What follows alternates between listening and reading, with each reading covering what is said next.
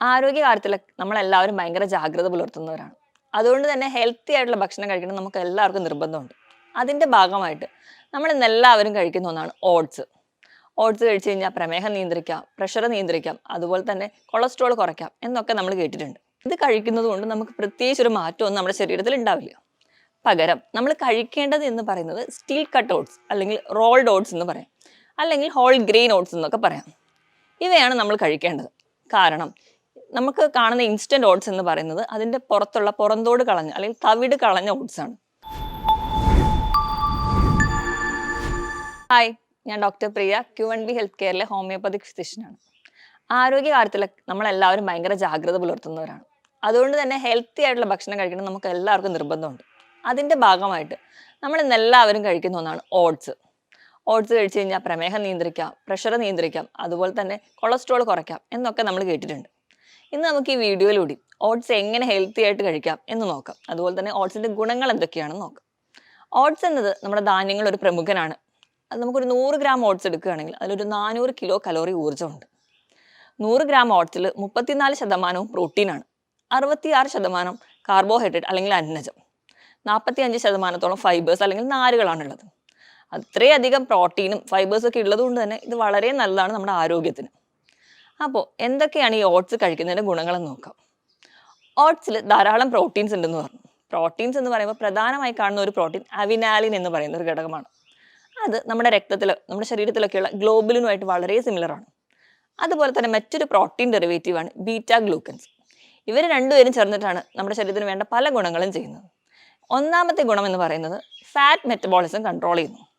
Fat metabolism control ചെയ്യുന്നതിൻ്റെ വകി നമുക്ക് cholesterol level നിയന്ത്രിക്കാൻ പറ്റും. HDL കൊളസ്ട്രോളിനെ കൂട്ടാനും LDL കൊളസ്ട്രോളിനെ കുറയ്ക്കാനും സഹായിക്കുന്നുണ്ട്. അതിന് സഹായിക്കുന്ന ഈ 2 പ്രോട്ടീൻസ് ആണ്. ഇതോടൊപ്പം തന്നെ നല്ല പോലെ ഫൈബർ ഉണ്ട്. ഏകദേശം 45% ഫൈബേഴ്സ് ഉള്ളത് കൊണ്ട് തന്നെ നമുക്ക് വയറ് പെട്ടെന്ന് നിറഞ്ഞ പോലെ തോന്നും. പെട്ടെന്ന് വയറ് നിറയുന്നതിൻ്റെ ഭാഗമായിട്ട് നമ്മൾ കഴിക്കുന്ന ഭക്ഷണത്തിൻ്റെ അളവ് കുറയും. കഴിക്കുന്ന ഭക്ഷണത്തിൻ്റെ അളവ് കുറയുമ്പോൾ ഈ പ്രമേഹ രോഗികൾക്ക് അത് നല്ലൊരു ഗുണം ചെയ്യുന്നുണ്ട്. അതായത് അവരുടെ പ്രമേഹം നിയന്ത്രിക്കാൻ അവരെ സഹായിക്കുന്നുണ്ട്. നല്ലപോലെ വയറ് പെട്ടെന്ന് നിറയുന്നത് കൊണ്ട് തന്നെ വണ്ണം കുറയ്ക്കാൻ ആഗ്രഹിക്കുന്നവരും ഡയറ്റ് എടുക്കാൻ ആഗ്രഹിക്കുന്നവരും ഒക്കെ ഓട്സിനെ ഡിപ്പെൻഡ് ചെയ്യുന്നുണ്ട്. പെട്ടെന്ന് വയറ് നിറഞ്ഞ പോലെ ഒരു ഫുൾനെസ് ഫീലിംഗ് നമുക്ക് തരും. ധാരാളം ഫൈബേഴ്സ് ഉണ്ട്. ധാരാളം ഫൈബേഴ്സ് ഉള്ളത് കൊണ്ട് തന്നെ ദഹന പ്രക്രിയ കൃത്യമായിട്ട് നടക്കും. അതോടൊപ്പം തന്നെ ആമാശയത്തിൻ്റെയും കുടലിലെയൊക്കെ മൂവ്മെൻറ്റ്സ് ഈസി ആയിരിക്കും. അതുകൊണ്ട് തന്നെ മലബന്ധം പോലെയുള്ള ബുദ്ധിമുട്ടുകൾ ഇവ കഴിക്കുന്നവരിൽ വളരെ കുറഞ്ഞതായിട്ട് കാണാം. പ്രായഭേദമന്യേ ഇന്ന് എല്ലാവർക്കും ഓട്സ് കഴിക്കാം. കുഞ്ഞു കുട്ടികൾ തൊട്ട് മുതിർന്നവർ വരെ നമ്മളെല്ലാവരും ഓട്സിനെ ഡിപ്പെൻഡ് ചെയ്യുന്നുണ്ട്. ഇത്രയും ഗുണങ്ങൾക്ക് പുറമെ നമുക്ക് അയൺ, സിങ്ക്, കാൽസ്യം പോലെയുള്ള മിനറൽസും അല്ലെങ്കിൽ എലമെന്റ്സ് ഒക്കെ നമുക്ക് സപ്ലൈ ചെയ്യുന്നുണ്ട്. അതുപോലെ തന്നെ എല്ലിൻ്റെ ബലം എടുക്കുകയാണെങ്കിലും കാൽസ്യം ഒക്കെ ഉള്ളതുകൊണ്ട് ഓട്സ് കഴിക്കുന്നതുകൊണ്ട് ഈ പ്രായമായവർക്ക് ഉണ്ടാകുന്ന ഓസ്റ്റിയോ ആർത്രൈറ്റിസ് അല്ലെങ്കിൽ ഓസ്റ്റിയോപോറോസിസ്, ഓസ്റ്റിയോപീനിയ പോലെയുള്ള കണ്ടീഷൻസും സന്ധിവേദനകളും തേയ്മാനവും ഒക്കെ കുറയുന്നതായിട്ട് കാണാം. ഇത് മാത്രമല്ല, നമ്മുടെ സ്കിന്നിനും വളരെ നല്ലതാണ് ഓട്സ്.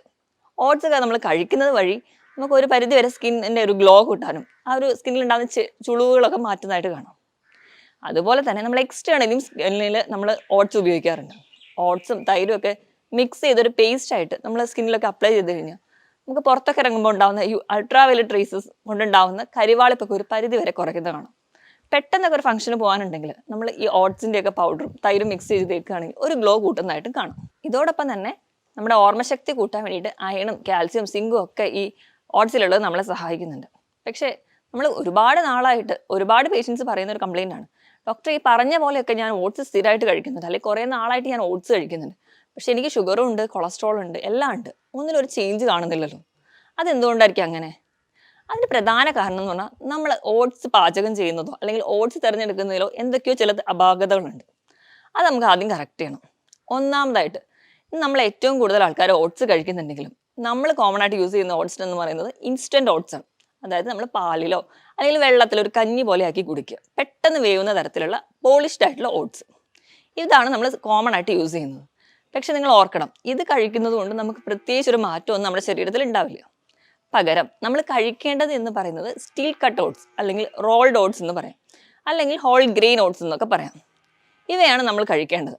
കാരണം നമുക്ക് കാണുന്ന ഇൻസ്റ്റന്റ് ഓട്സ് എന്ന് പറയുന്നത് അതിൻ്റെ പുറത്തുള്ള പുറന്തോട് കളഞ്ഞ അല്ലെങ്കിൽ തവിട് കളഞ്ഞ ഓട്സ് ആണ്.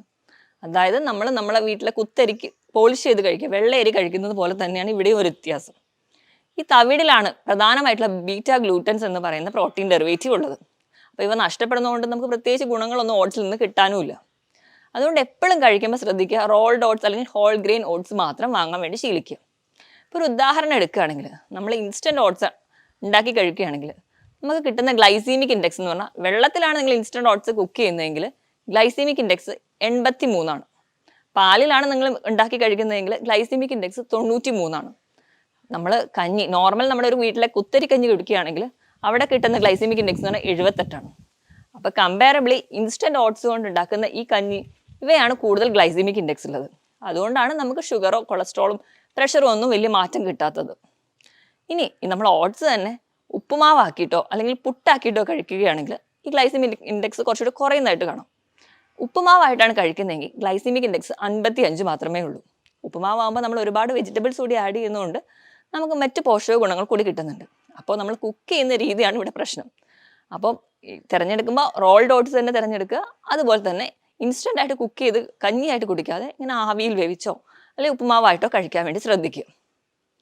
ഇനി മറ്റൊരു കാര്യം എന്ന് പറഞ്ഞു കഴിഞ്ഞാൽ, നമ്മളെല്ലാവരും സൂപ്പർ മാർക്കറ്റിലൊക്കെ കാണുന്ന ഓട്ട് മിൽക്ക് എന്ന് പറയുന്ന ഒരു കണ്ടന്റ്. ഇവ നമ്മൾ ഒരുപാട് യൂസ് ചെയ്യുന്നതും വലിയ മെച്ചമൊന്നും കിട്ടില്ല. ഓട്ട് മിൽക്ക് എന്ന് പറയുന്നത് ഈ ഓട്സ് ചെടിയിൽ നിന്ന് ഉണ്ടാക്കുന്ന ഒരു എക്സ്ട്രാക്റ്റ് ആണ്. അത് വെള്ളവുമായി മിക്സ് ചെയ്ത് ഒരു പാലിൻ്റെ രൂപത്തിൽ വെക്കുന്നതാണ്. ഇതും നമുക്ക് പ്രത്യേകിച്ച് ശരീരത്തിന് ഗുണങ്ങളൊന്നും ചെയ്യത്തില്ല. അപ്പം അതിന് ഉപയോഗിക്കുന്നവരാണെങ്കിൽ കഴിവതും അത് കുറയ്ക്കുക. ഇതൊക്കെയാണ് നമ്മൾ ഓട്സ് തിരഞ്ഞെടുക്കുമ്പോൾ ശ്രദ്ധിക്കേണ്ടത്. പക്ഷേ ചിലർക്കൊക്കെ ഈ ഓട്സ് കഴിച്ചാലും ബുദ്ധിമുട്ടുണ്ടാവാറുണ്ട്.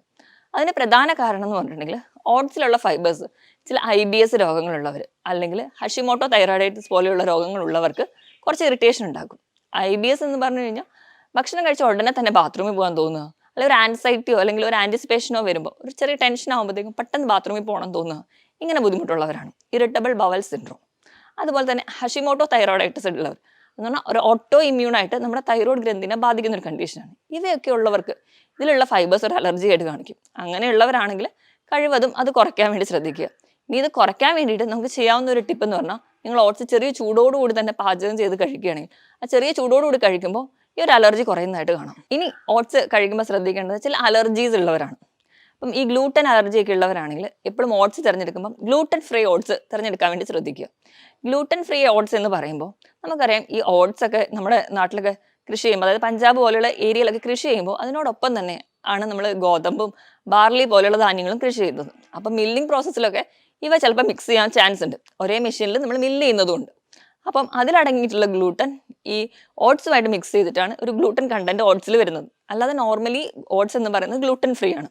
അപ്പം ഈ ഒരു മിക്സിങ് ഉള്ളത് കൊണ്ട് തന്നെ ചിലർക്കൊക്കെ ഇതൊരു അലർജി ഉണ്ടാക്കാൻ ചാൻസ് ഉണ്ട്. അപ്പം നിങ്ങൾ വാങ്ങുമ്പോൾ ഗ്ലൂട്ടൻ ഫ്രീ ഓട്സ് തന്നെ മേടിച്ച് കഴിക്കാൻ വേണ്ടി ശ്രദ്ധിക്കുക. ഇങ്ങനെയൊക്കെ ചെയ്തു കഴിഞ്ഞാൽ ഒരു പരിധിവരെ നമ്മുടെ ജീവിതശൈലി രോഗങ്ങൾ നമുക്ക് കുറയ്ക്കാൻ പറ്റും. പക്ഷേ ഓർക്കണം, 66% അന്നജമുള്ളതുകൊണ്ട് തന്നെ ഓട്സ് കഴിക്കുന്നതുകൊണ്ട് പൂർണ്ണമായിട്ടും പ്രമേഹം നിയന്ത്രിക്കാൻ പറ്റുമെന്ന് പറയാൻ പറ്റില്ല. അതിലും ഭേദം കുറച്ചുകൂടി പച്ചക്കറികളും അല്ലെങ്കിൽ അങ്ങനത്തെ ഒരു മോഡ് ഓഫ് ഫുഡ് കഴിക്കുന്നത് തന്നെയാണ്. അപ്പം എന്ത് ഭക്ഷണം കഴിക്കണം, അത് എങ്ങനെ കഴിക്കണം എന്നൊക്കെ എപ്പോഴും ഒരു ഡോക്ടറുടെ നിർദ്ദേശം അല്ലെങ്കിൽ ഒരു ഡയറ്റീഷ്യൻ്റെ കൺസൾട്ടേഷനോ എടുത്തതിന് മാത്രം നിങ്ങൾ ശീലിക്കുക. മറ്റൊരു ഹെൽത്ത് ടോപ്പിക്കുമായിട്ട് വീണ്ടും കാണുന്നത് വരെ നന്ദി.